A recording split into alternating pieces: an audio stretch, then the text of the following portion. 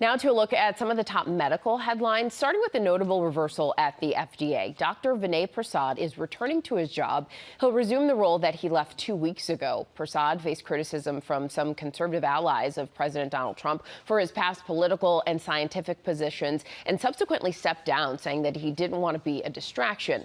This brings us to the recent news that HHS Secretary Robert F. Kennedy Jr. canceled nearly $500 million of grants and contracts for developing mRNA vaccines, first used on a wide scale during the COVID pandemic. So joining us now to talk about it is ABC News medical correspondent Dr. Darian Sutton. Good morning, Dr. Sutton. Thanks for being with us. So Secretary Kennedy said that mRNA vaccines were not effective against respiratory viruses, but looking at the number, how have those vaccines performed? Yeah, Janae, I have a unique perspective about this, not only helping educate and understand COVID-19 as we know it as a contributor, also a correspondent. I also hold another hat as an emergency physician, treating patients not just here in New York City, but also Los Angeles. And I can tell you from my firsthand experience that we had at moments the parking lots made into triage centers, waiting rooms made into treatment rooms, and ICUs stacked with patients. And after the rollout of the vaccine, there was almost a night and day difference in terms of the amount of patients presenting to the emergency room. And it was borne out into the data. A study from the Commonwealth Fund found that mRNA vaccines prevented upwards of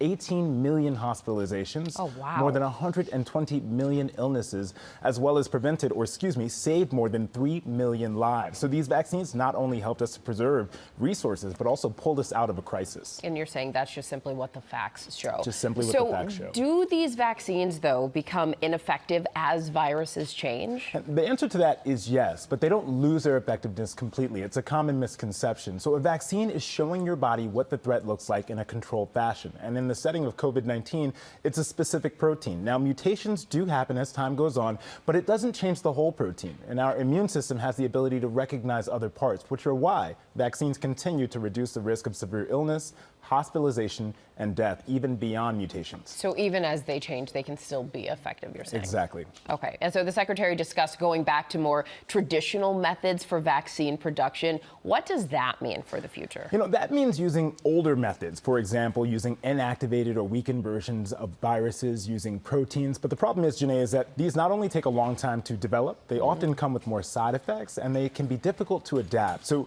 these decisions are not taking away vaccines completely, but they can certainly make it more difficult to respond to an acute biological threat, which unfortunately we're at risk for. And something that could potentially impact all of us then. Exactly. All right. Dr. Sutton, thanks for being with us. We appreciate you.